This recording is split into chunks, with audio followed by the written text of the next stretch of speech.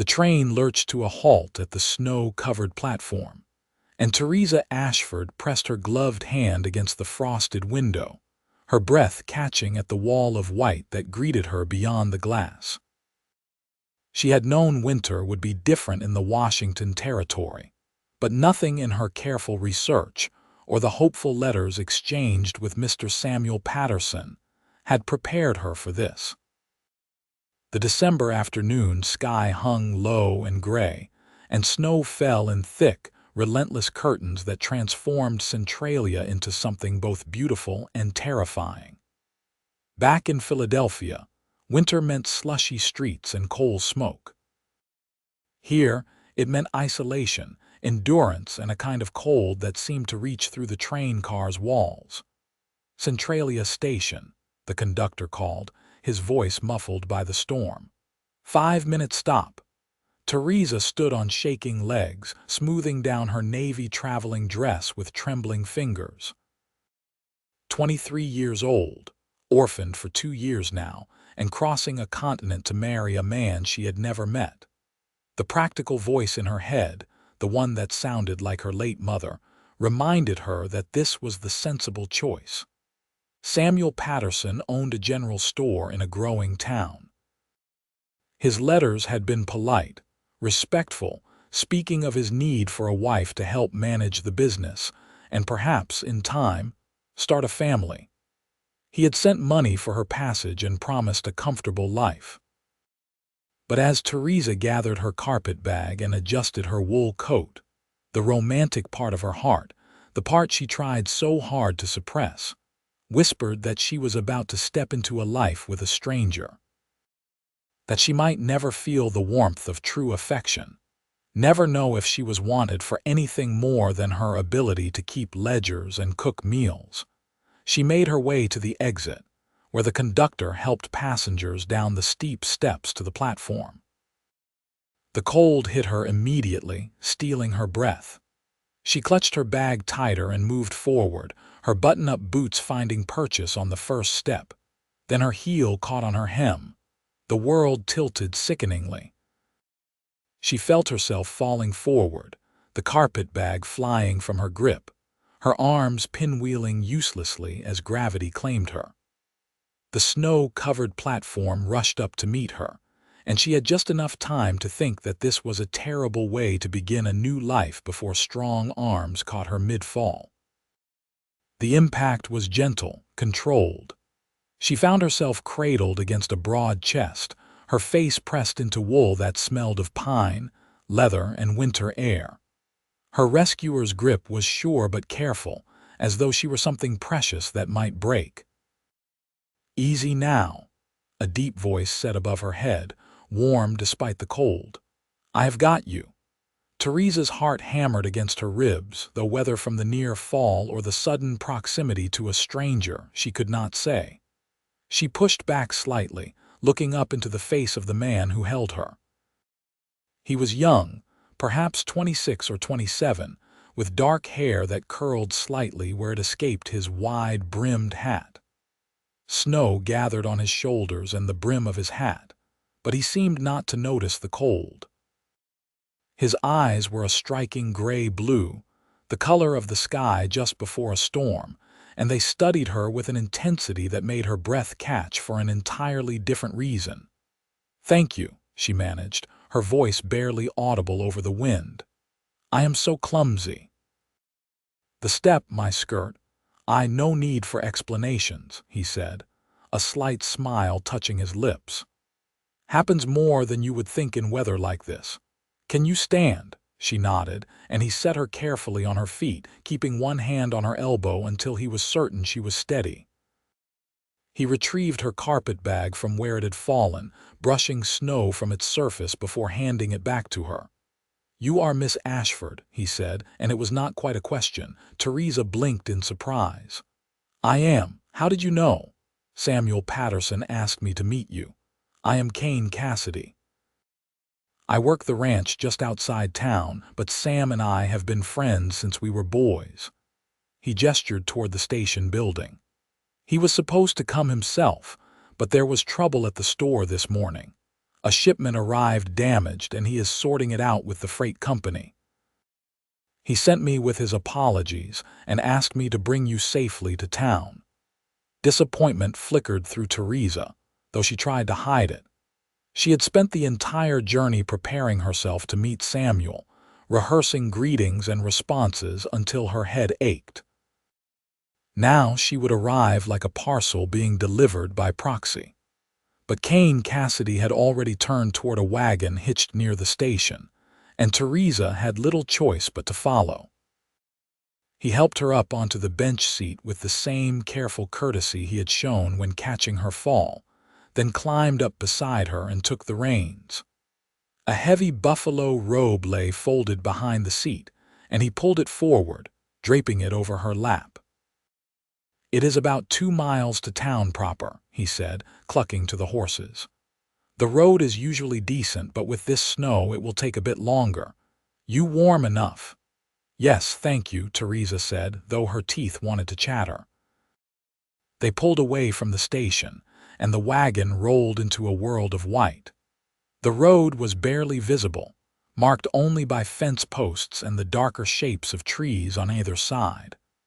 The snow fell steadily, and the wind cut across the open landscape with nothing to slow it.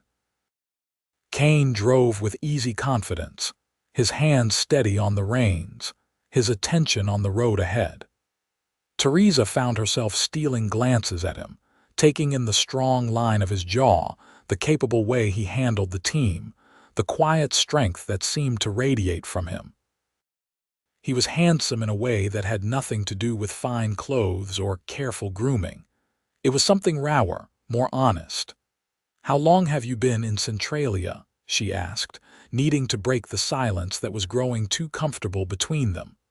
"All my life," Kane replied. "My father bought the land for the ranch before I was born. He passed 5 years back, and I have been running it since. Cattle mostly, some horses. It is a good life if you do not mind hard work and solitude. And do you mind those things?" He glanced at her, something like surprise in his eyes, as though he had not expected her to ask. "No, I have always been more comfortable with animals than people, I suppose. Present company excluded, of course." A smile tugged at Theresa's lips despite the cold. "Of course." They traveled in silence for a few minutes, the only sounds the creak of the wagon, the steady clip of hooves, and the wind whistling through the bare branches overhead. Theresa watched the landscape roll past, trying to imagine making a life in this place. It was beautiful in a stark way, but so different from everything she had known. Philadelphia had been crowded and dirty, but it had also been familiar. This was wilderness, barely tamed. "Are you nervous?" Kane asked suddenly. Theresa turned to look at him.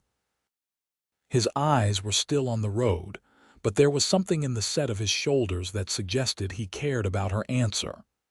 "Terrified," she admitted, surprised by her own honesty.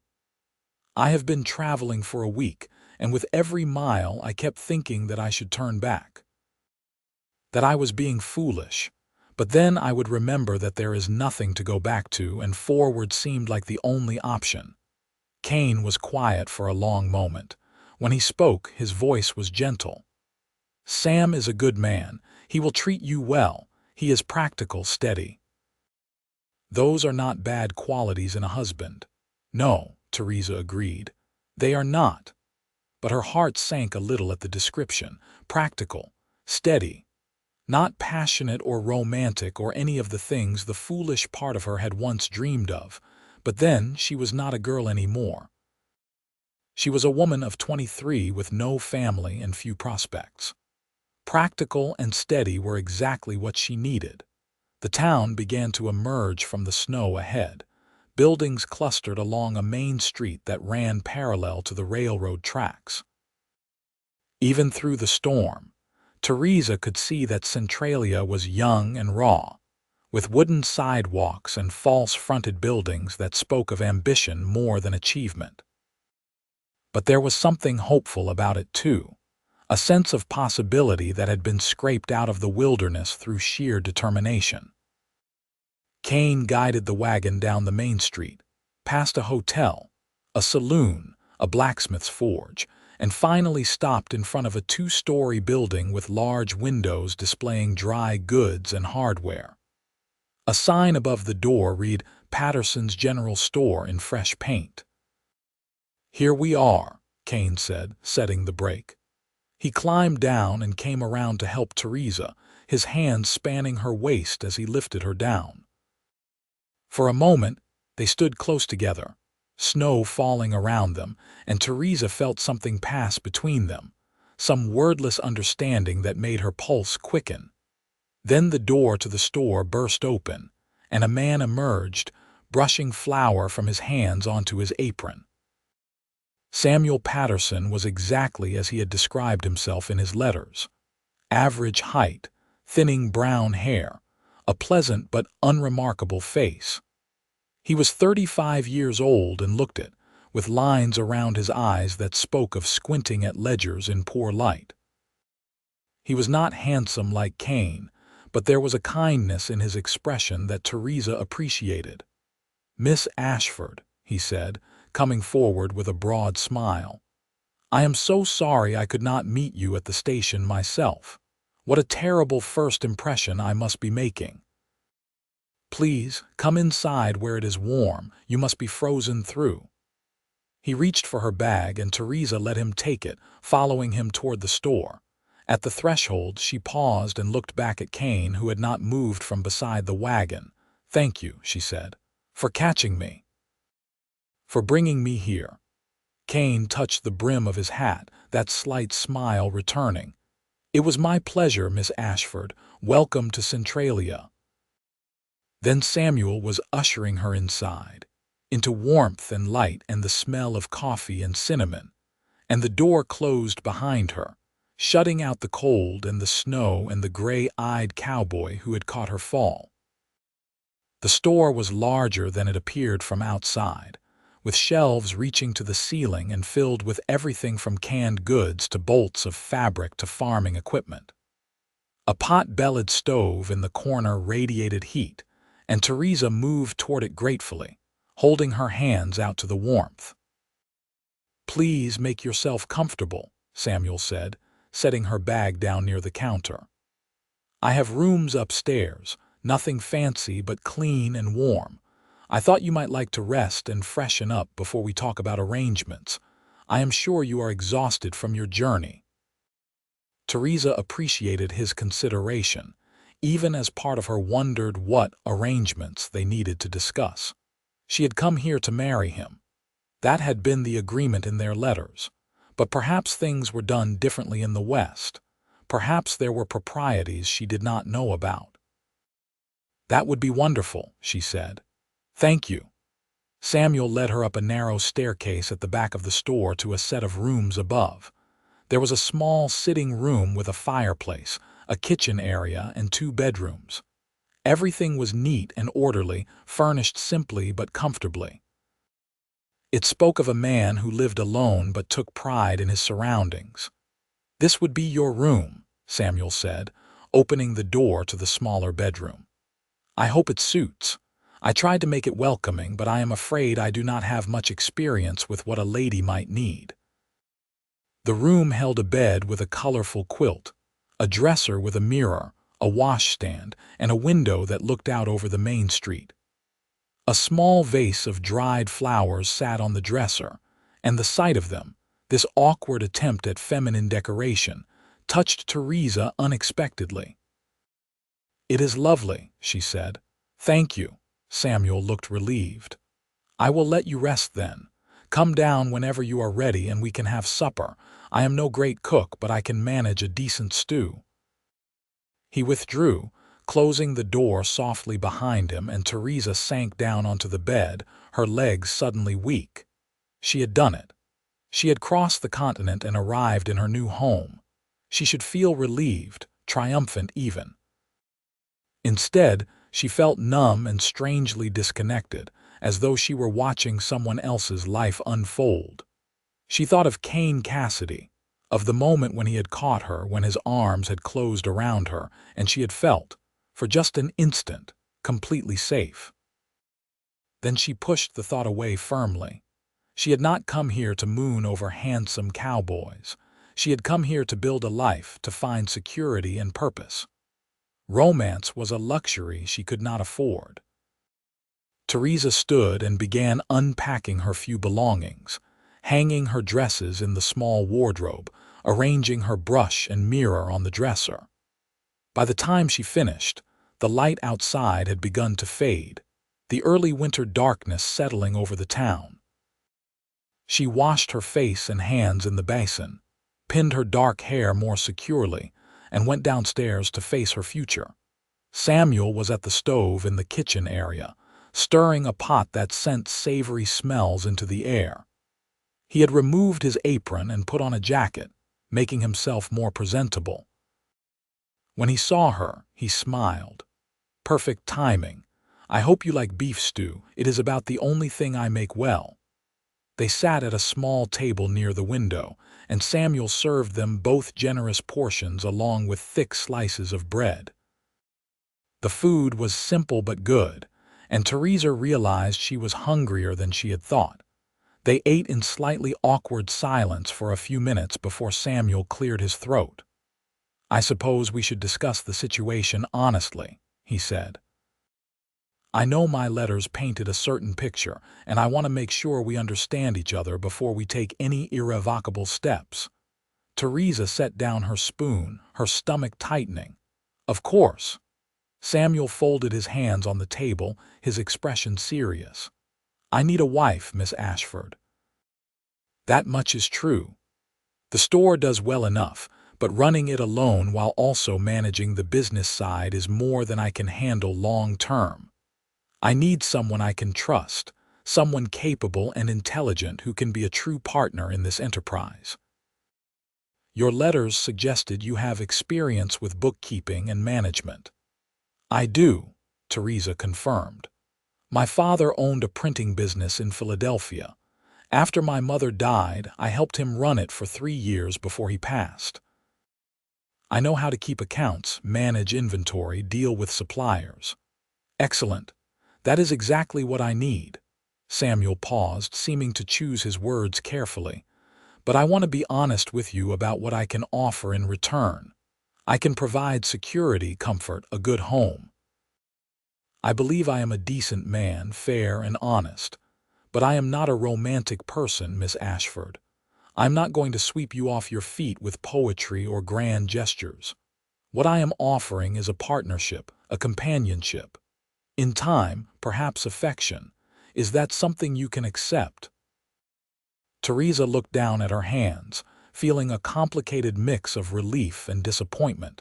At least he was being honest. At least she knew exactly what kind of life she was agreeing to. "I appreciate your candor," she said slowly. "I did not come here expecting a fairy tale, Mr. Patterson. I came here because I need security and purpose as much as you need a partner. If we can build a life together based on mutual respect and shared goals, that seems like more than many marriages have." Samuel nodded, looking satisfied. "Then we understand each other. I propose we take a few weeks to get to know one another before we formalize anything. You can work in the store, see if you like the business and the town. If at any point you decide this is not what you want, I will pay for your passage back to Philadelphia, no questions asked. Does that seem fair?" "Very fair," Theresa agreed, though the thought of returning to Philadelphia, to the empty boarding house room and the memory of funerals, made her want to weep. "Good." Samuel smiled and raised his coffee cup in a small toast. "To new beginnings, then." "To new beginnings," Theresa echoed, touching her cup to his. The next morning dawned clear and bitterly cold.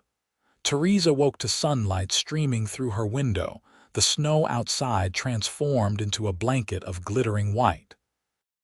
She dressed quickly in a practical gray dress and went downstairs to find Samuel already at work in the store, helping an elderly woman select fabric. He looked up when he saw Theresa and waved her over. "Mrs. Henderson, this is Miss Theresa Ashford. She will be helping me run the store." Theresa, Mrs. Henderson is one of our best customers and the finest seamstress in the territory." The old woman looked Theresa up and down with sharp eyes. "Mail order bride, are you?" Theresa felt her cheeks heat, but she kept her chin up. "I am considering Mr. Patterson's proposal, yes." "Well, do not let him work you to death. These men out here forget that women are not mules." But there was a twinkle in her eye that suggested she did not mean it unkindly. Over the next few days, Theresa threw herself into learning the business. Samuel was a patient teacher, showing her his inventory system, his pricing structure, the rhythm of the store's daily operations. She discovered she enjoyed it. The practical problem solving, the interactions with customers, the satisfaction of a well-organized stockroom. The people of Centralia were curious about her, but kind, welcoming her with a warmth that surprised her. Women stopped by to introduce themselves, to invite her to church socials and quilting circles. Men touched their hats and called her Madam, treating her with a respectful courtesy she had not always experienced in Philadelphia's cruder districts. But it was not the customers or the work that occupied her thoughts during those first weeks. It was Kane Cassidy. He came into the store 3 days after her arrival, stamping snow from his boots and pulling off his gloves. Theresa was behind the counter, totaling a customer's purchases, and she felt his presence before she saw him. Her heart did a strange skip, and she looked up to find him watching her, that same intense focus in his gray-blue eyes. "Miss Ashford," he said, touching his hat. "You look settled." "I am finding my way," she replied, proud that her voice came out steady. "What can I help you with today?" "Need some supplies. Flour, coffee, sugar, and rope if Sam has any good quality in stock." She began gathering the items, aware of his eyes following her movements. Samuel was in the back, so it was just the two of them in the front of the store. The silence felt charged, heavy with things unspoken. "How is the ranch?" she asked, needing to fill the quiet. "Snowed in, mostly. The cattle are in the lower pastures where there is more shelter, but I am feeding hay twice a day now. It will be a long winter." "You manage it all alone?" "I have a hand, Tom, who helps during the busy seasons. But mostly, yes, it is just me." Theresa set the supplies on the counter and began calculating the total. Kane moved closer, and she caught that scent of pine and leather again, mixed now with the sharper smell of cold. "You are good at this," he observed, watching her quick fingers work through the figures. "I have had practice. Sam is lucky to have found you." Something in his tone made her look up sharply. There was no teasing in his expression, but there was something else, something that made her pulse quicken. "He has not found me yet," she said carefully. "We are still getting to know one another." Kane's eyes searched hers, and for a moment she thought he might say something more. But then the back door opened and Samuel emerged carrying a crate. "Kane," he said cheerfully. "Good to see you. Getting what you need. Miss Ashford has been very helpful," Kane replied, his tone shifting to something lighter, easier. He paid for his supplies and left, and Theresa told herself she was not disappointed that he had not stayed longer. She told herself she did not watch through the window as he loaded his wagon and drove away. She told herself a lot of things over the following days, but she did not quite believe any of them. Kane came to town regularly that December, sometimes for supplies, sometimes to deliver beef to the hotel restaurant, sometimes, it seemed, for no reason at all except to stop by the store and exchange a few words with her. They were never alone for long. Samuel was always nearby, or other customers would come in, interrupting whatever fragile connection seemed to be building between them. But Theresa felt it growing despite her best efforts to prevent it. The way her heart lifted when she heard his voice. The way she found herself watching the door, hoping to see him enter. The way she lay awake at night, remembering the moment he had caught her, the strength of his arms, the warmth of his voice. It was foolish. It was dangerous, and she could not seem to stop. 2 weeks before Christmas, Samuel proposed properly, going down on one knee in the sitting room after supper and offering her a simple gold band. "I know we agreed to take time," he said, "but you have proven yourself more than capable, and I think we suit each other well. Will you marry me, Theresa? Will you be my wife and partner?" She looked down at him, this kind, steady man who was offering her security and respect. She thought of the alternative, returning to Philadelphia with nothing and no one. She thought of the life she could build here, the purpose she could find in the store and the community. She did not let herself think of gray blue eyes and strong hands catching her fall. "Yes," she said, "I will marry you." Samuel stood and kissed her cheek chastely, then slipped the ring onto her finger. It fit perfectly, and Theresa wondered if that was a sign, if fate was telling her she was making the right choice. They set the date for the day after Christmas, giving them time to arrange for the minister and prepare for a small celebration. Word spread quickly through Centralia, and the women of the town rallied around Theresa, helping her alter a dress, planning a wedding supper at the hotel, filling her days with activity that left little room for doubt. But the doubts came anyway in the quiet moments, in the spaces between sleep and waking. And they had a name, a face, a voice that echoed in her memory. 4 days before Christmas, a blizzard rolled in from the north, the worst storm Centralia had seen in years. The wind howled like something alive, and the snow came down so thick it was impossible to see more than a few feet in any direction. Samuel closed the store early, and they huddled upstairs, keeping the fire going and listening to the storm rage outside. "I hope Kane is all right," Samuel said, staring out the window at the wall of white.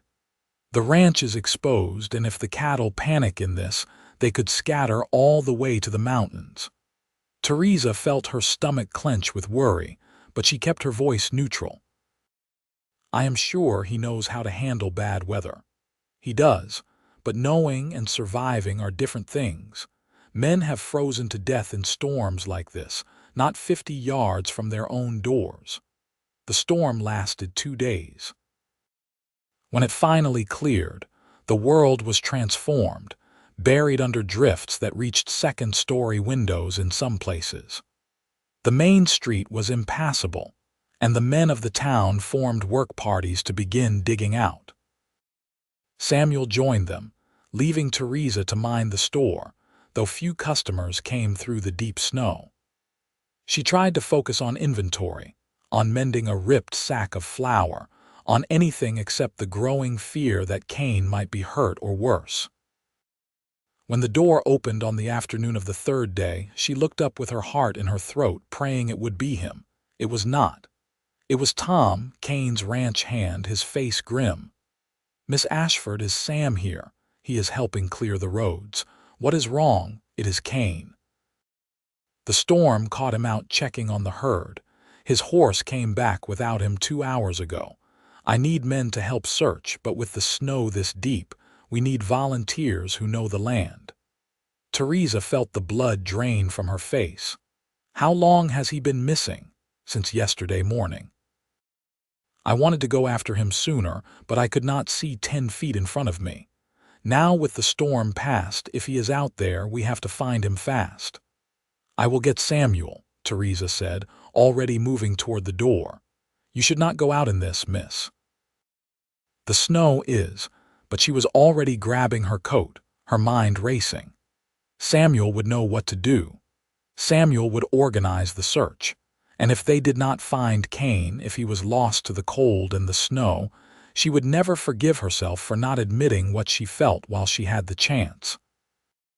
She found Samuel 3 buildings down, shoveling snow with a group of men. When she explained the situation, his face went pale. "Get everyone together," he told the men. "We need a search party now. Tell folks to bring rope, lanterns, anything that might help." Within the hour, a group of 15 men had assembled, including Samuel and Tom. They were dividing up search areas when Theresa pushed forward. "I am coming with you," she said. Samuel shook his head. "Theresa, no.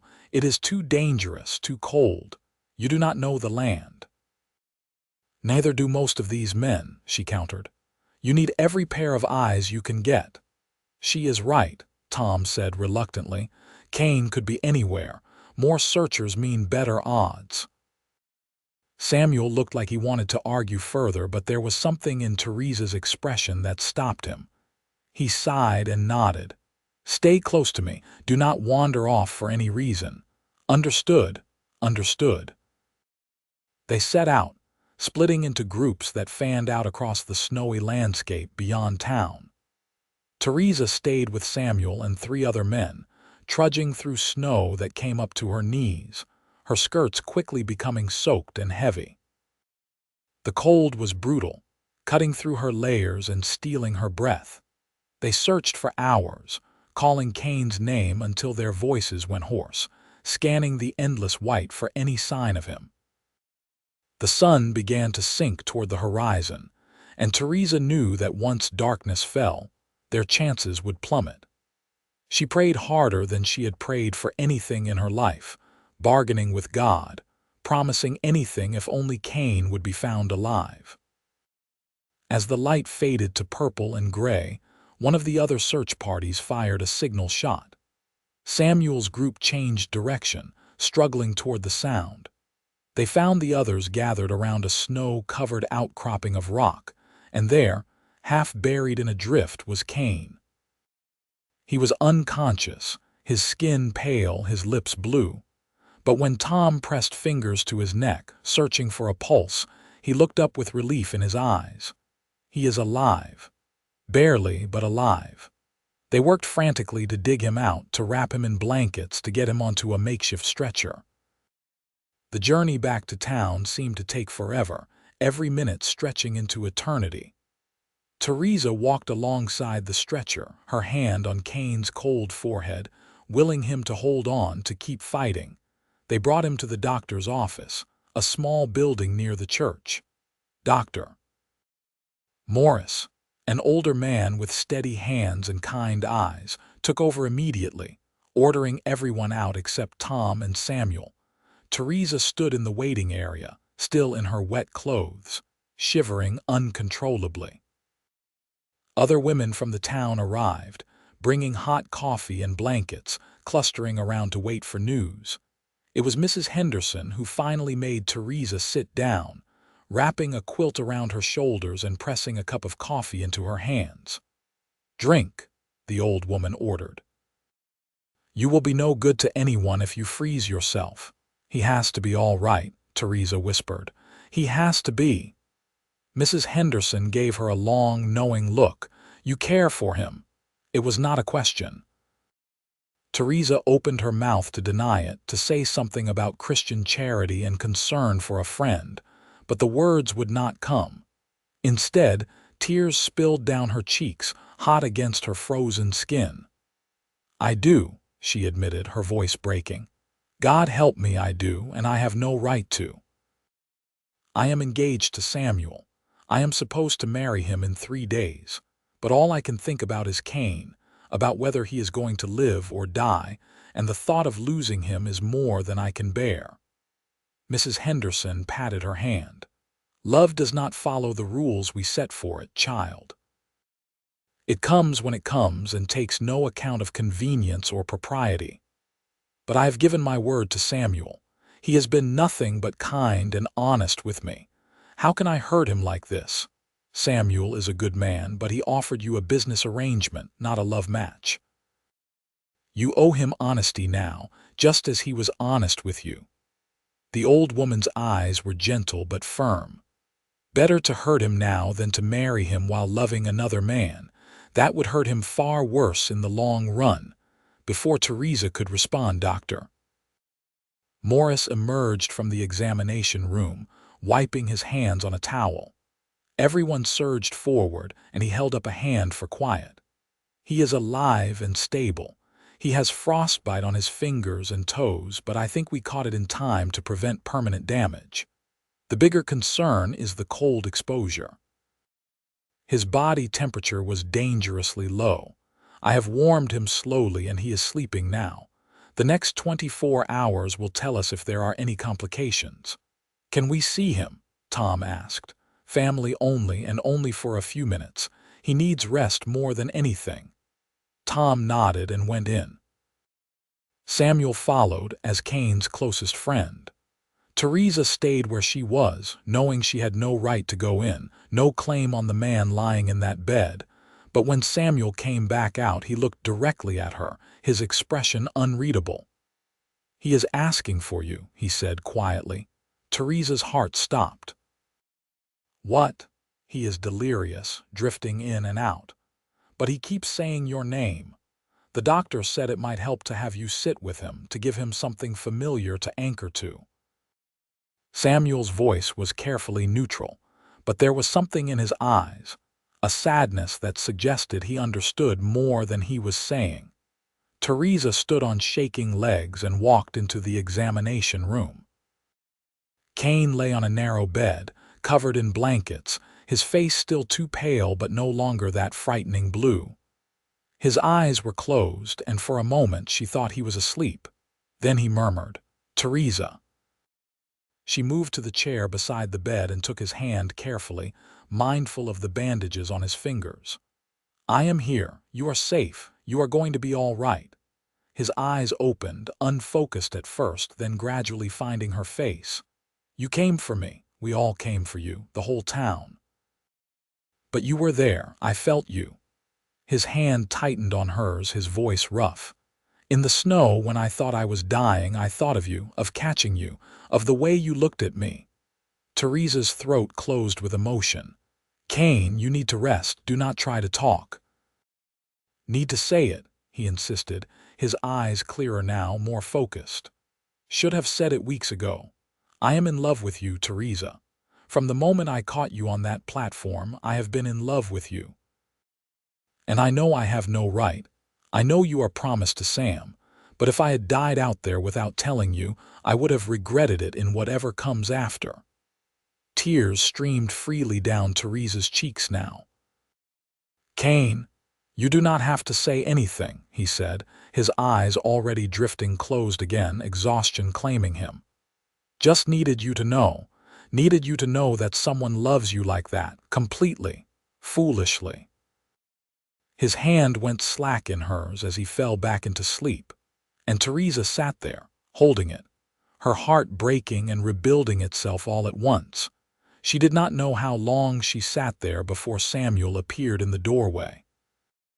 She looked up at him, unable to hide the tears or the truth written plain on her face. Samuel walked over and gently took the ring from her finger. "You love him." "I am so sorry," Theresa whispered. "I did not mean to. I tried not to." "I know you did." Samuel's voice was sad but not angry. "And I think part of me knew, even before this. The way you looked at him when he came into the store, the way you lit up when someone mentioned his name. I told myself I was imagining it, that you would settle into our arrangement and be content, but that would not have been fair to either of us. You have every right to be furious with me. I have broken my word to you. You made a promise before you knew your own heart. That is not quite the same as breaking it." Samuel looked down at the ring in his palm. "I wanted a partner, Theresa. Someone to help me run the store and build a comfortable life. But you deserve more than that. You deserve someone who loves you the way Kane does, the way you love him. What will people say? The wedding is in 3 days, everyone knows. People will talk for a week or two, and then they will find something else to gossip about. That is the way of small towns." Samuel managed a small smile. "Besides, Mrs. Henderson will probably take credit for the whole thing, claim she saw it coming from the start." Despite everything, Theresa felt a laugh bubble up through her tears. She did, actually. They stood in companionable silence for a moment, the weight of what might have been hanging between them. Then Samuel squeezed her shoulder gently. "Stay with him tonight. He needs you more than his pride might want to admit. And tomorrow, when he is stronger, tell him the truth. Tell him what you feel. Life is too short and too hard out here to waste it on anything less than real love." "Thank you, Samuel," Theresa said, meaning it with her whole heart. "You are a truly good man." "I am a practical man," he corrected with a wry smile, "and it would be impractical to marry a woman in love with my best friend. Now, I am going to go inform everyone that the wedding is off due to mutual agreement, and then I am going to drink a substantial amount of whiskey. You focus on our patient." He left, and Theresa settled back into the chair, taking Kane's hand again. She sat through the night, dozing occasionally but mostly watching him sleep, watching the color slowly return to his face, feeling the steady beat of his pulse beneath her fingers. Dawn was breaking when his eyes opened again, clearer this time, more alert. "Theresa." His voice was hoarse but stronger. "You are still here." "I am still here," she confirmed. "How do you feel?" "Like I got trampled by my entire herd." He looked around, orienting himself. "The doctor's office. You were lost in the blizzard for a day. Tom found you and organized a search. We found you just before nightfall." Kane closed his eyes briefly. "I was stupid. I thought I could get back before the worst of it hit, but the storm came up faster than expected. I tried to find shelter, but everything looked the same. Eventually, I just could not feel my legs anymore, could not think straight. I remember lying down in the snow, and it did not even feel cold anymore." He looked at her intently. "Did I dream it, or did I tell you I was in love with you?" Theresa felt her heart hammering. "You told me." "And did you tell me to go to hell, or is that part still coming?" "I did not tell you to go to hell. But you are engaged to Sam. The wedding is supposed to be the day after Christmas." "The wedding is off," Theresa said softly. "Samuel gave me back the ring last night. He said I deserved to marry someone who loved me completely and that I should not settle for less." Kane's eyes widened. "Theresa, let me say this before I lose my courage," she interrupted. "You were right what you said about the way I looked at you. I have been fighting what I feel since the moment you caught me on that platform. I told myself it was foolish, that I needed to be practical, that security mattered more than love. But almost losing you made me realize that I was lying to myself. I do not want practical. I do not want safe. I want you, Kane Cassidy. I want you with all your solitude and your ranch and your stubborn determination. I want the way you look at me, like I am something rare and precious. I want to be the person you think about when you are caught in a snowstorm. I want all of it, even though it terrifies me." For a moment, Kane just stared at her, and she worried she had said too much, revealed too much. Then he reached up with his bandaged hand and cupped her cheek, drawing her down to him. "I am going to kiss you now," he said, his voice rough with emotion.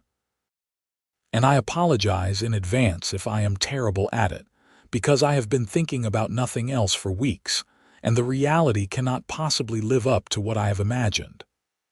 "I think I can forgive you if it is terrible," Theresa said, and then his lips were on hers, warm and soft and perfect. It was not a long kiss, or a particularly passionate one. Kane was too weak for that, and they were too aware of the doctor sleeping in the next room. But it was real and honest and full of promise, and when they finally pulled apart, Theresa felt like her entire world had shifted into proper alignment. "Marry me," Kane said. "I know it is too soon. I know I have nothing to offer you but a half-built ranch house and a life that will be harder than anything you have known, but marry me anyway. Be my partner, my love, my everything." "Yes," Theresa said, laughing and crying at once. "Yes, 1,000 times yes." They sat together as the sun rose, hands clasped, talking in quiet voices about the future they would build. Kane told her about the ranch, about his plans to expand the herd, about the valley where he wanted to build a bigger house someday. Theresa told him about her dreams of having a family, of creating a real home, of belonging somewhere and to someone.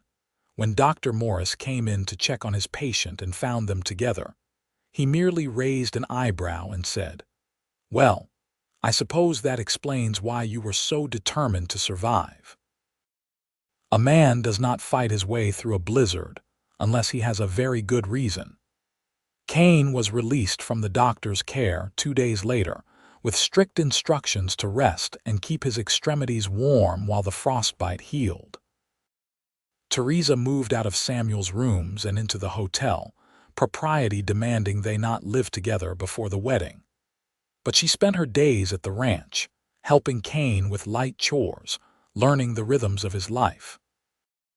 The ranch house was small but well built, with a main room that served as kitchen and living area, a bedroom, and a loft for storage.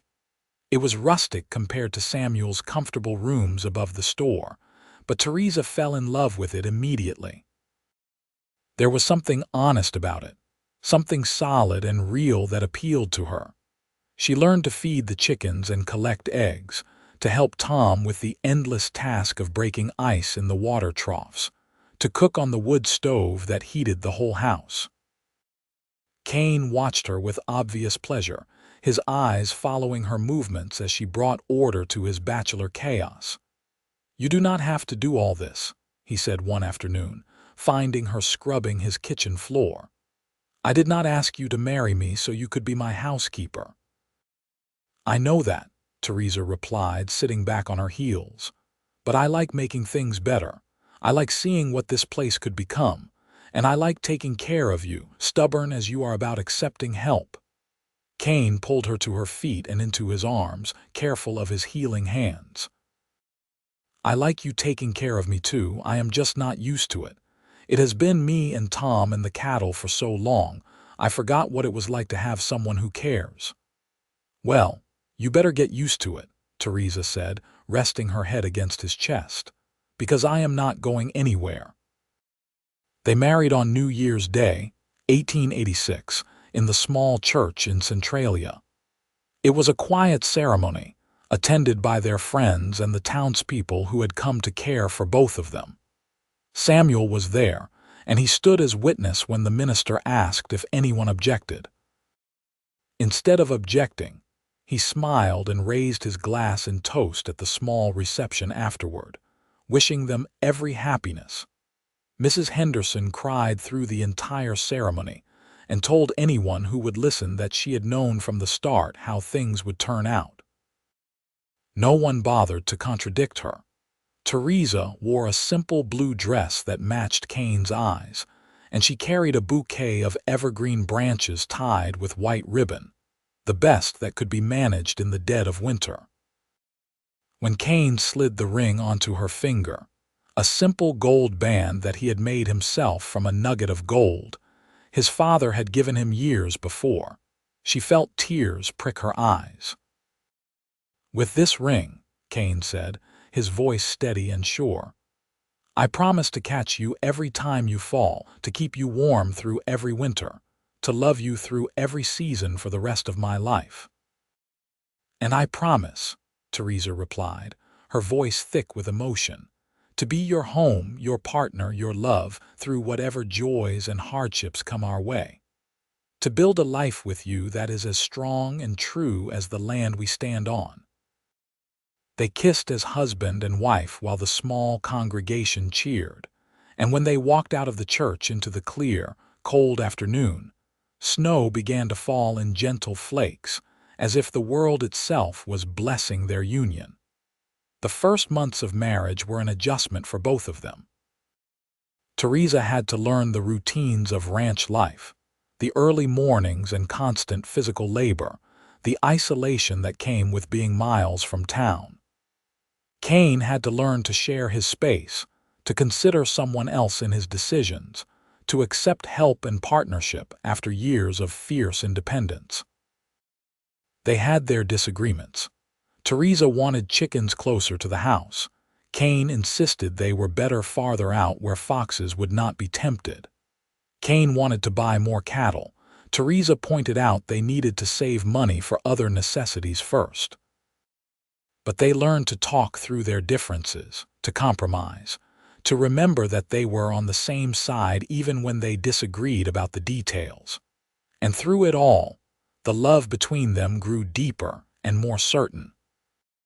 Kane taught Theresa to ride, taking her out across the snow-covered range to show her the boundaries of their land, the places he loved, the future he envisioned for them.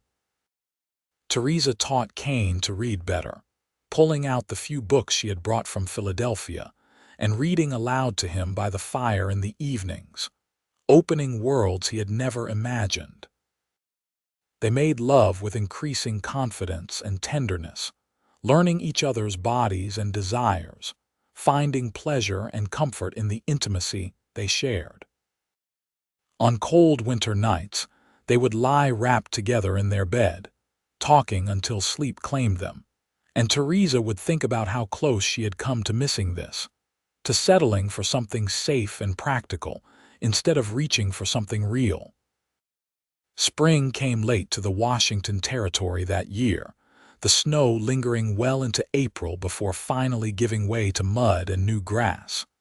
But when it came, it was glorious. The hills turned green seemingly overnight, wildflowers carpeting the meadows in riots of color. The cattle moved back to higher pastures, and the ranch came alive with the sound of new calves and returning birds. Theresa planted a garden near the house, her first attempt at growing food in this new land. She consulted with Mrs. Henderson and other ranch wives, learning what crops could survive the short growing season, what needed to be started indoors and transplanted later. Kane built her raised beds to give the plants better drainage and helped her mix compost into the heavy soil. "You are going to have the best garden in the territory," he said, watching her carefully place tiny tomato seedlings into the earth. "I am going to be pleased if anything survives," Theresa replied, but she was smiling. She loved this, the feeling of creating something, of putting down roots both literal and figurative. In May, they attended a barn raising for a new family that had settled east of them. It was Theresa's first taste of the communal spirit that governed frontier life, the way everyone came together to help neighbors they might not see for months at a time. She worked with the women preparing food while the men raised the frame of the barn, and by the end of the day, a structure stood where there had been only prairie that morning.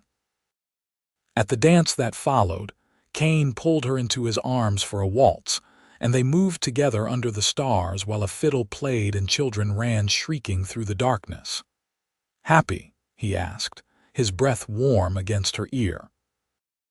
"Happier than I ever thought possible," Theresa replied honestly.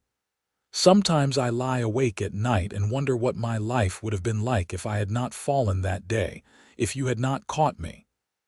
"I would have found some other excuse to talk to you," Kane said with certainty. "I would have bought supplies I did not need, invented errands that brought me to town. You were meant to be mine, Theresa. I knew it the moment I saw you." She pulled back to look at him, this man who had become her whole world. "And you were meant to be mine, even when I was trying to convince myself otherwise." Summer brought long days of hard work. Kane and Tom spent hours mending fences, moving cattle, cutting and storing hay for the coming winter. Theresa tended her garden, preserved food, helped with the ranch work when extra hands were needed. Her body grew strong and brown from the sun, her hands calloused from work. She looked nothing like the pale city woman who had stepped off the train 7 months earlier, and she did not miss that version of herself at all. In late June, she realized her monthly courses had not come. She waited another month to be certain, then told Kane over breakfast on a Saturday morning. "I think I am with child," she said simply, watching his face. Kane went very still, his coffee cup frozen halfway to his lips. Then he set it down carefully and came around the table to kneel beside her chair. Truly. His voice was hushed, reverent. I am fairly certain. I have missed 2 months now, and I have been sick in the mornings. Why did you not tell me you were sick? He demanded, his hands gentle on her waist. Because I wanted to be sure first. Because I wanted this moment telling you to be perfect. Kane rested his forehead against her stomach, his arms wrapping around her. A baby. We are going to have a baby. Theresa ran her fingers through his dark hair, feeling her own emotions threaten to overwhelm her. We are you pleased? He looked up at her with eyes that shone with unshed tears. Pleased does not begin to cover it. Awed, terrified, grateful.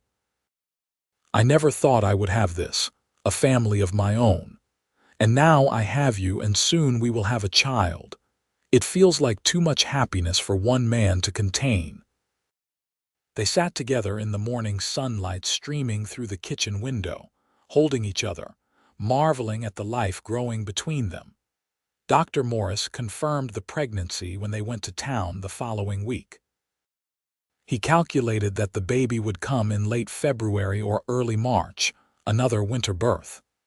You will need help when your time comes, he told them seriously.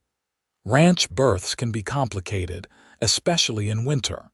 Have you thought about staying in town as you get closer? I do not want to leave Kane alone at the ranch through the worst months, Theresa said. And I do not want her that far from help if something goes wrong, Kane countered. They finally compromised, agreeing that Theresa would stay at the ranch as long as the weather held, but if a storm seemed imminent as her time approached, she would go to town and stay with one of the women there. But Theresa had a different plan, one she had been quietly working on. She wanted to have her baby at home, in the house she and Kane had made together. And to do that safely, she needed to learn everything she could about childbirth. She sought out the ranch wives, the women who had birthed babies in cabins and sod houses with only their husbands or neighbors to help. She listened to their stories, their advice, their warnings. She read every medical text she could find, borrowed from Dr. Morris and sent for from Denver. She prepared blankets and diapers, made lists of supplies they would need, planned for every contingency she could imagine. Kane watched this flurry of preparation with a mixture of admiration and concern. You are not doing this alone, he said one evening, finding her sewing yet another tiny gown. I do not care what the other women say about men not being suitable for birthing rooms. I am going to be there with you. I was hoping you would say that, Theresa admitted. I want you there. I want your hand to hold, your voice to anchor me. We made this baby together. We should bring it into the world together.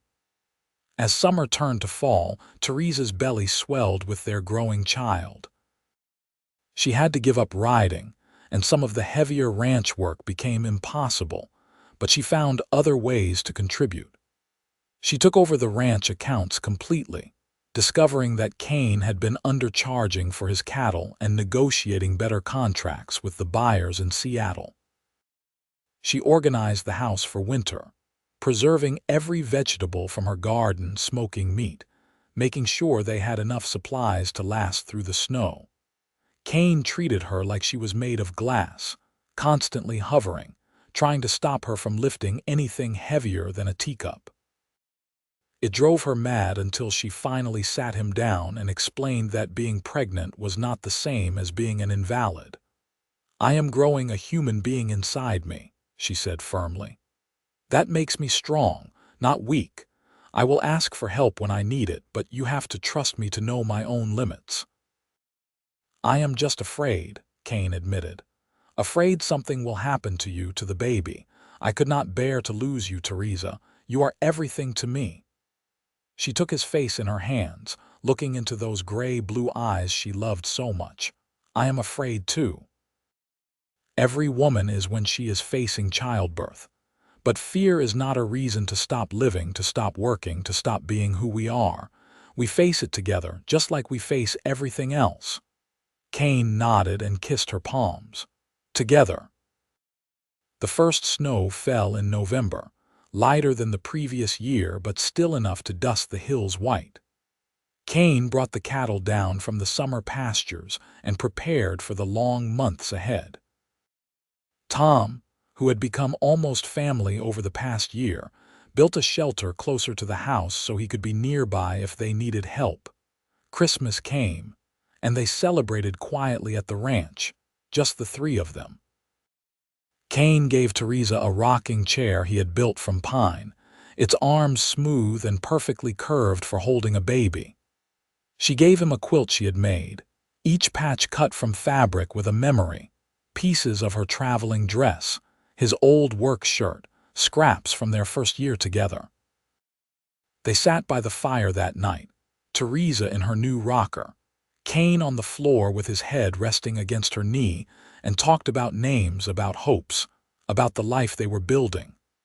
"Boy or girl, it does not matter to me," Kane said, his hand resting on Theresa's swollen belly.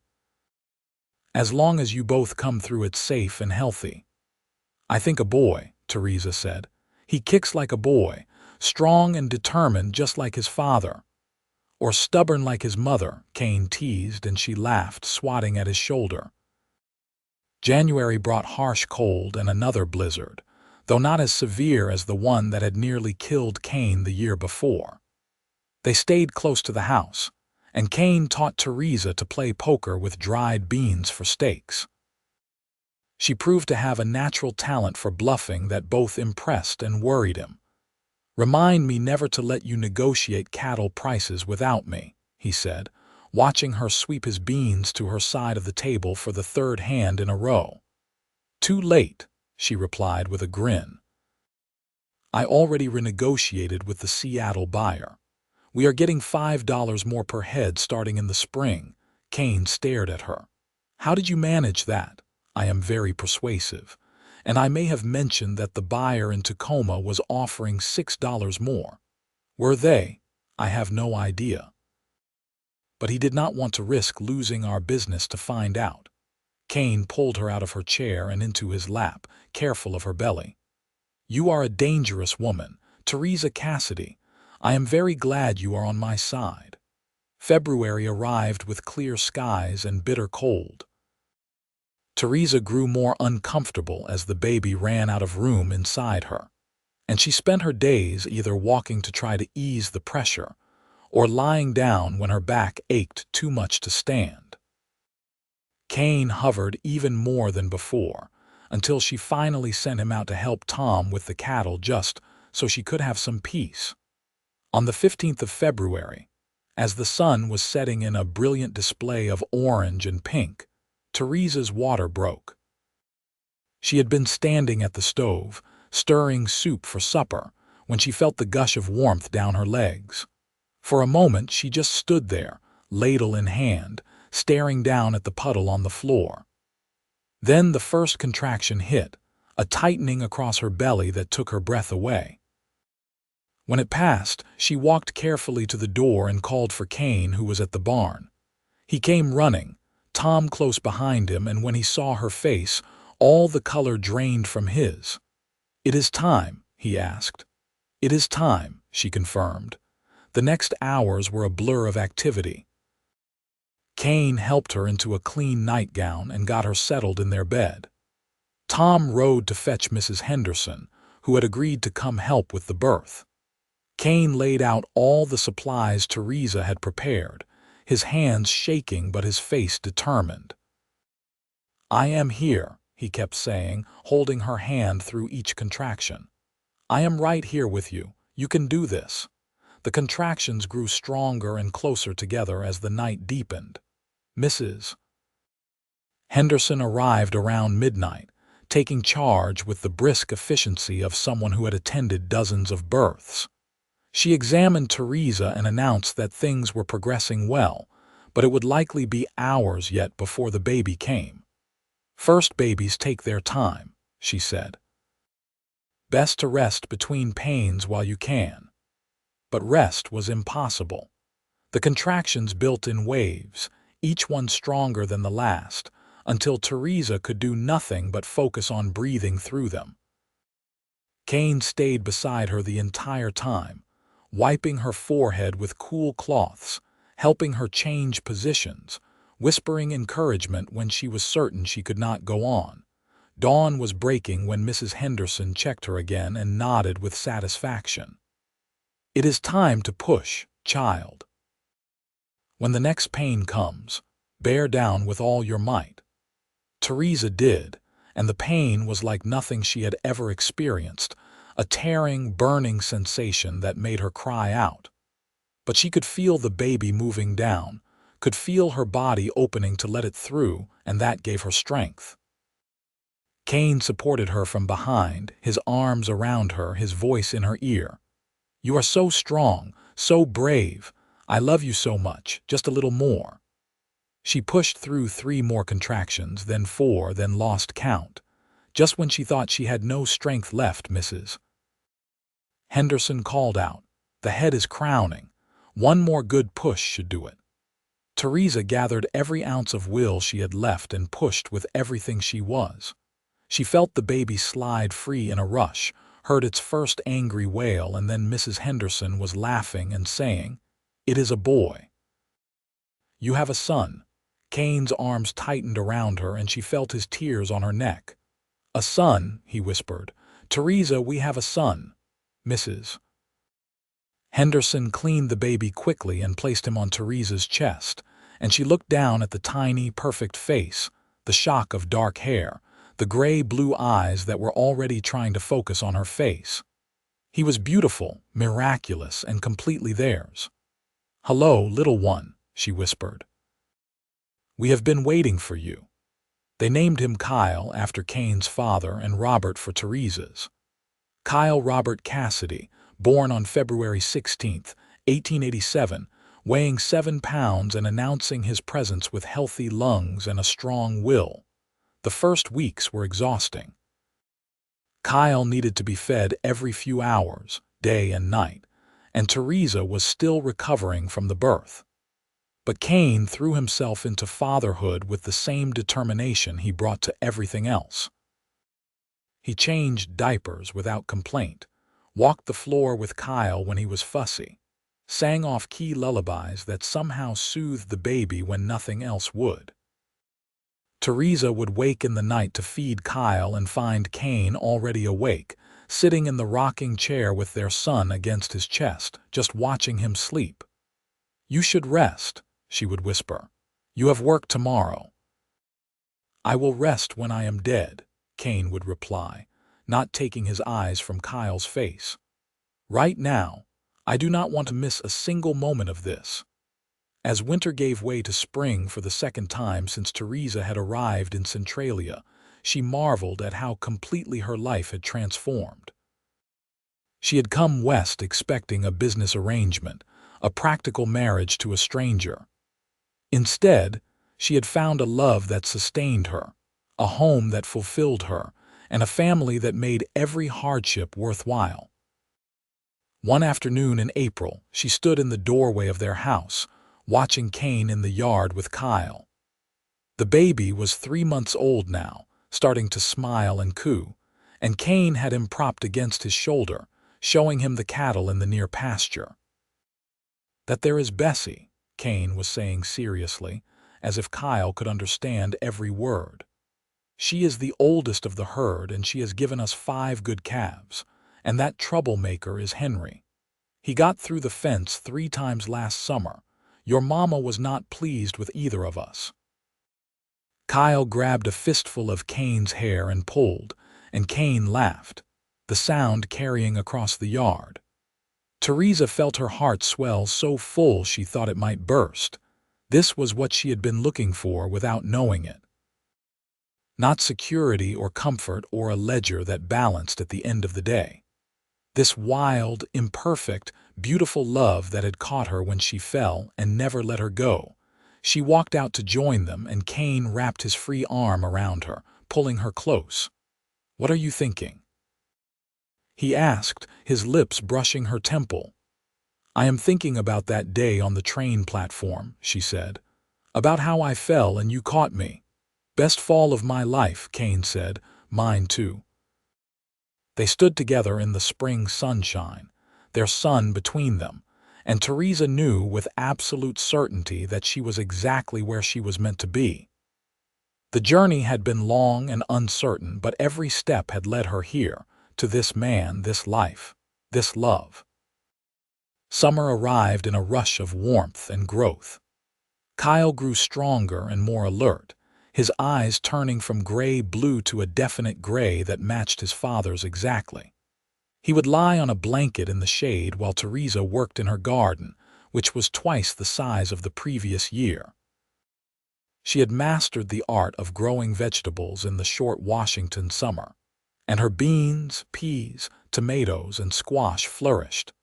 Kane hired an additional hand to help with the expanding herd, a young man named Peter who was learning the cattle business. With Tom and Peter handling most of the daily work, Kane had more time to spend with his family.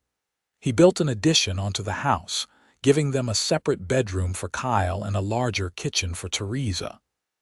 "We are going to need more room eventually," he said, measuring boards for the new wall.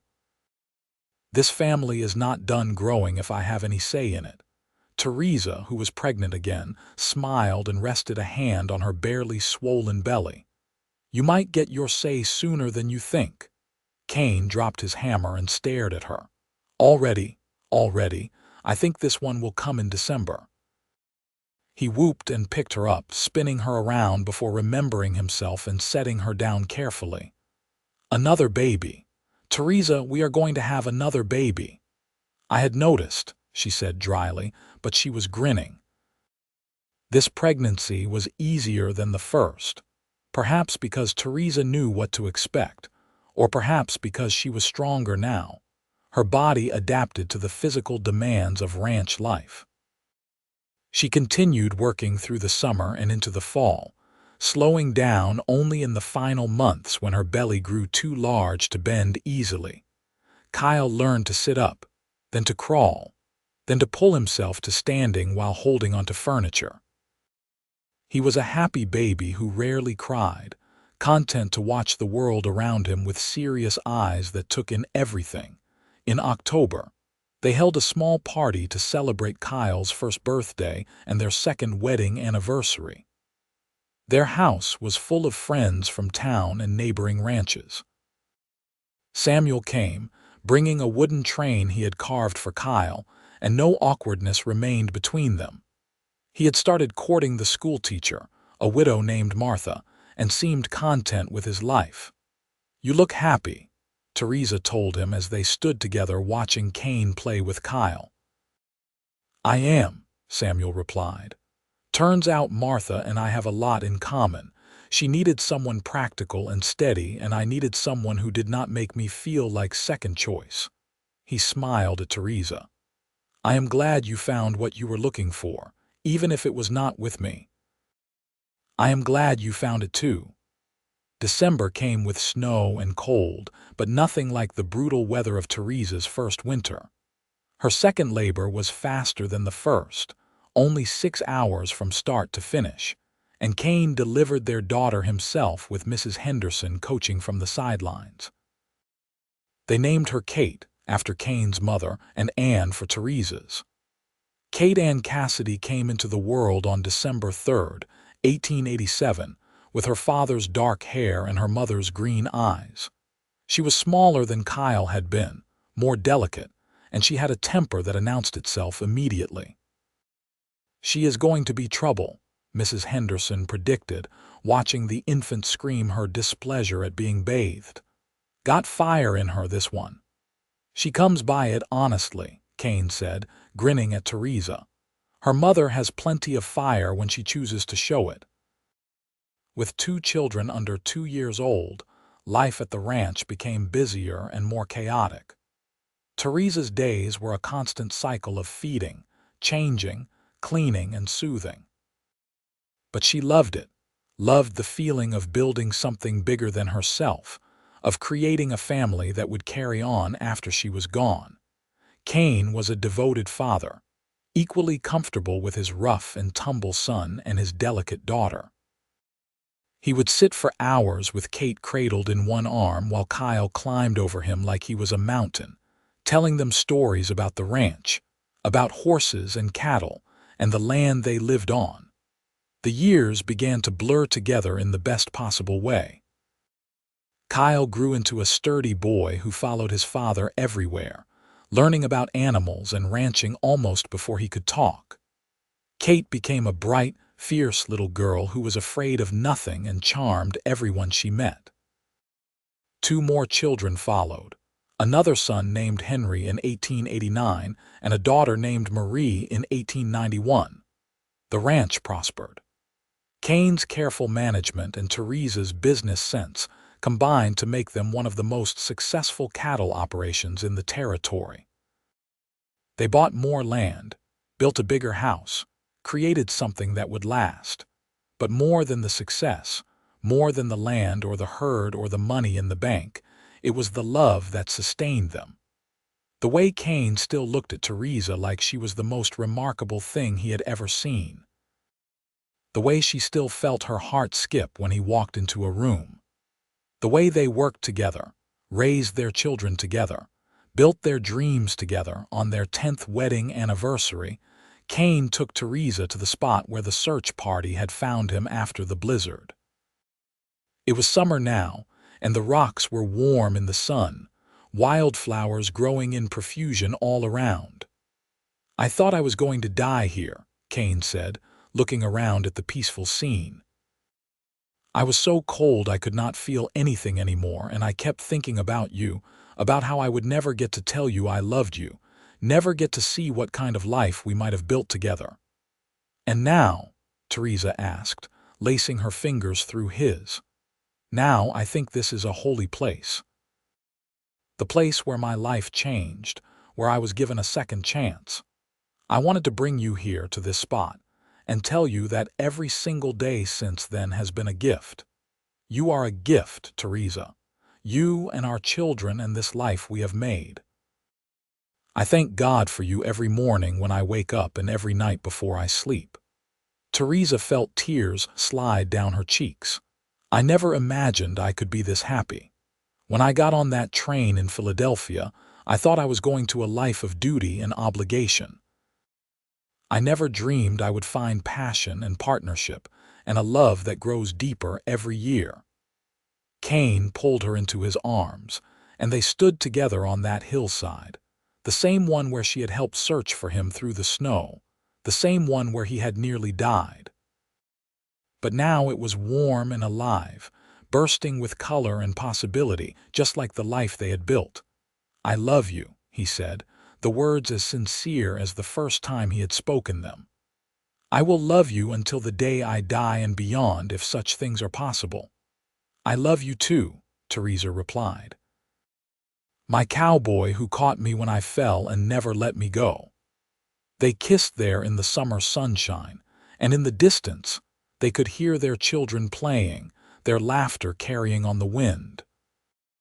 It was a perfect moment, a crystallization of everything they had built together, and neither of them wanted it to end. But moments pass as they must, and they walked back to the wagon hand in hand, back to the ranch and the children and the life that waited for them. And if the road was sometimes hard, if winters were harsh and cattle prices fluctuated and children got sick, well, they faced it all together, just as they always had. The years continued to roll past, marked by the rhythms of ranch life and the milestones of their growing family.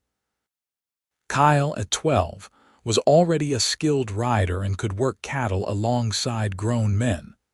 Kate, at 10, had a way with horses that amazed everyone who watched her. She could gentle the wildest colt with nothing but patience and soft words.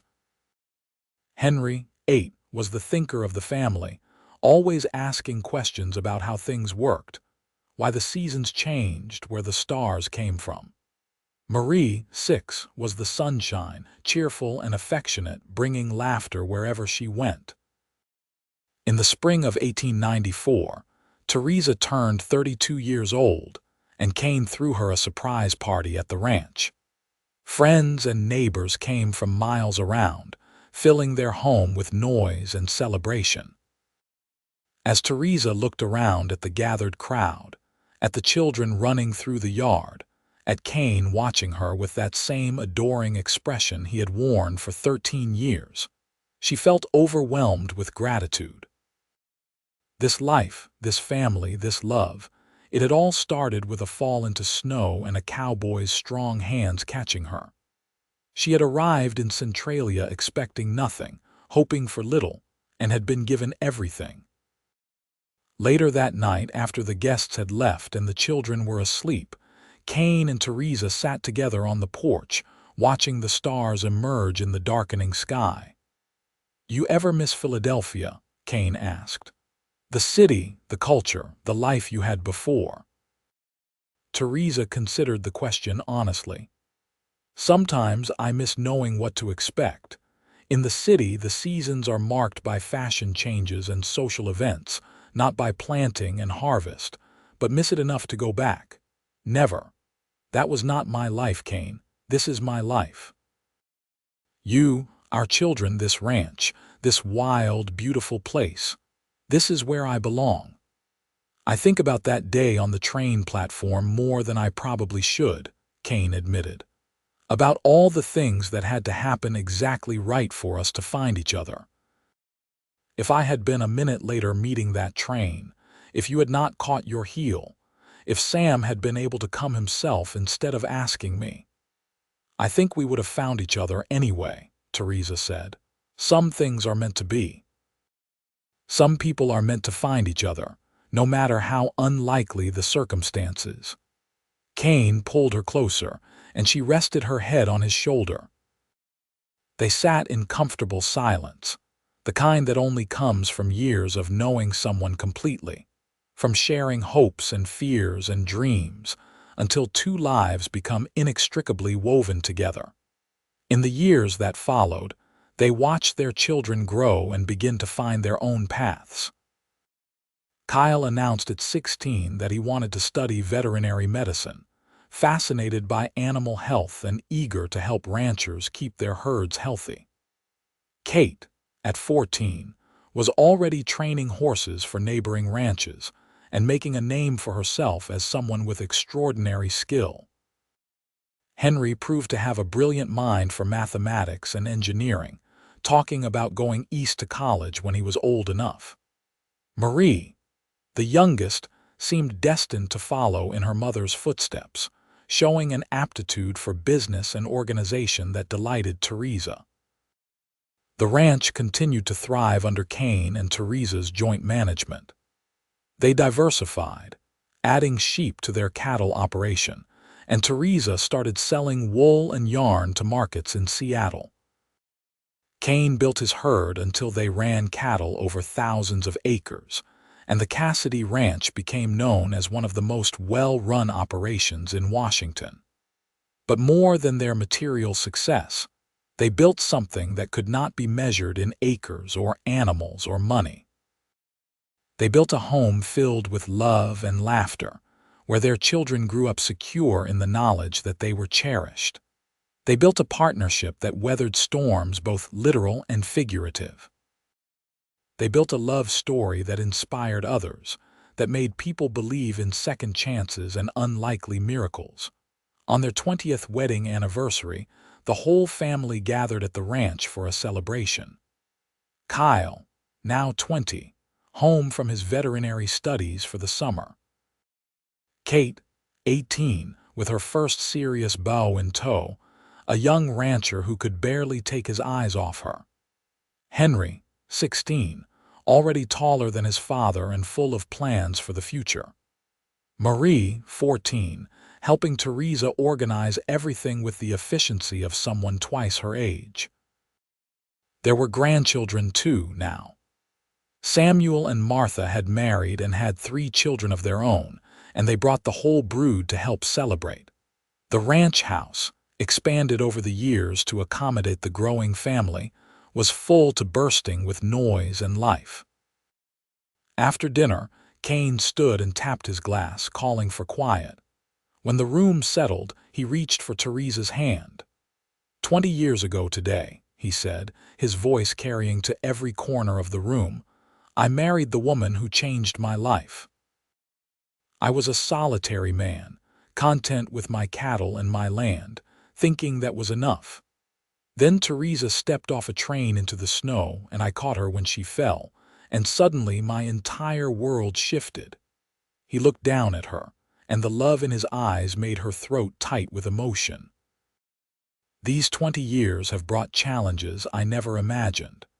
Droughts and blizzards and sick cattle and injured children and financial worries, and 100 other things that tested us. But they also brought joys I never dreamed possible.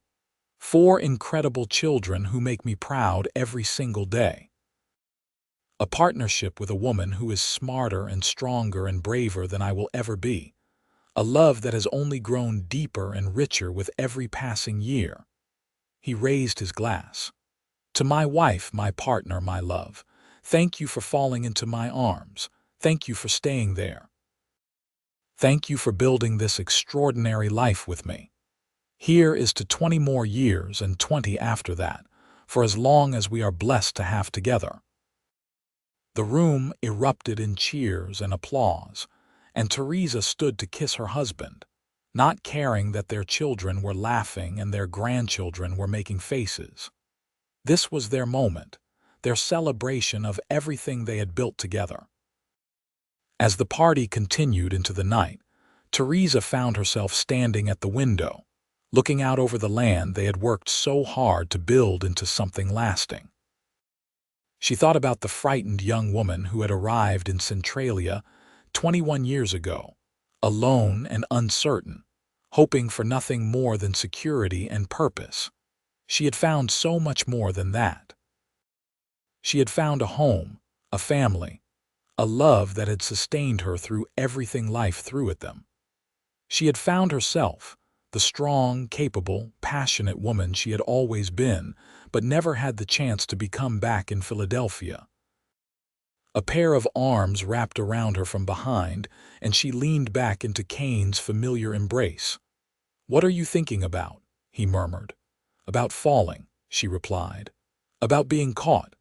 About how sometimes the best things in life come from accidents and happy chances." "It was not chance," Kane said firmly. "It was fate. It was destiny. It was the universe looking down and deciding that we belonged together and moving heaven and earth to make it happen." Theresa turned in his arms to face him, this man who had been her partner, her lover, her best friend for 2 decades. His hair was gray at the temples now, his face lined from years of sun and wind, but his eyes were the same gray-blue that had captivated her on that snowy platform so long ago. "Do you know what I think?" she said softly. "What? I think you are right. I think we were always meant to find each other, and I would fall 1,000 times if I knew you would be there to catch me." Kane kissed her then, deep and sure, the kiss of 2 people who knew each other completely and loved each other anyway. When they finally pulled apart, he rested his forehead against hers. "I will always catch you," he promised. "Every single time." And he did, for the rest of their long and happy life together. Through the triumphs and the trials, through the laughter and the tears, through all the seasons of their lives, he was there to catch her. And she was there to catch him right back, because that was what love meant. That was what partnership meant. That was what they had built together from the moment their lives had collided on a snowy train platform in the winter of 1885. The years continued to unfold in their rhythm of seasons and celebrations. They watched Kyle become a respected veterinarian, traveling throughout the territory helping ranchers with their livestock. They attended Kate's wedding to her rancher, standing proudly as their fierce daughter promised her life to a man worthy of her. They saw Henry off to an engineering school in Boston, where his brilliant mind would be challenged and shaped. They watched Marie grow into a young woman who ran the ranch's business side with the same skill, her mother had once brought to Samuel's store. Grandchildren came, then great-grandchildren, filling the ranch house with new generations of Cassidys. The land they had worked so hard to build flourished under the care of multiple generations, each adding their own dreams to the foundation Kane and Theresa had laid. On their 40th anniversary, when Kane was 70 and Theresa was 57, they took a quiet ride out to the spot where he had nearly died in the blizzard. It was summer again, just as it had been on their 10th anniversary, but they were older now, moving more slowly, feeling the weight of decades of hard work in their bones. "You regret anything?" Kane asked as they stood together looking out over land that seemed to stretch forever. "Not one single thing," Theresa replied without hesitation. "Not one moment, not one choice, not one hardship. It was all worth it to have this life with you. Even the hard times, when we lost the herd in that drought, when Henry broke his leg and we thought he might not walk again. When your father's business partner tried to claim you still owed him money, even then. Especially then, because we faced them together. That is what makes a life worth living, Kane. Not the absence of struggle, but having someone to struggle alongside, someone who catches you when you fall." Kane wrapped his arms around her, and they stood together on that hillside, two people who had started as strangers and become each other's everything. The wind carried the sounds of their ranch below, the lowing of cattle, the shouts of their grandchildren playing, the whistle of the train arriving in Centralia with new dreams and new beginnings. "I love you," Kane said, the words as true and necessary as breath. "More now than even on the day I married you. You are the best thing that ever happened to me, Theresa Cassidy." "And you to me," she replied, "my cowboy who caught me when I fell and never let me go." They stood together until the sun began to set, painting the sky in shades of gold and crimson. Then they rode slowly back to the ranch, to the house full of family and love, to the life they had built from nothing but hope and determination, and a love that had proved strong enough to weather anything. Kane Cassidy lived to be 78 years old, dying peacefully in his sleep with Theresa beside him, their children and grandchildren filling the house with the sounds of family. He went knowing he had been loved completely, that he had built something lasting, that his life had mattered. Theresa lived another 5 years after that, staying at the ranch she had helped build, surrounded by generations of Cassidys. She spent her final years telling stories to her great-grandchildren about their grandfather, about the day she had fallen and he had caught her, about the life they had built together in the wild and beautiful Washington Territory. When she passed at 66, she was buried beside Kane on the hillside where he had nearly died and where they had marked so many anniversaries. Their graves looked out over the ranch that had been their legacy, over land that would be worked by Cassidys for generations to come. And if you visit Centralia today, people will still tell you the story of the mail-order bride who stepped off into the snow, and the cowboy who caught her fall and never let her go. They will tell you about the love that built an empire, about the partnership that proved stronger than any hardship, about two people who found each other against all odds and held on with everything they had. Because some love stories are too powerful to be forgotten. Some love stories become legend. And some love stories, like Kane and Theresa's, remind us that the best things in life often start with a fall, as long as someone is there to catch you.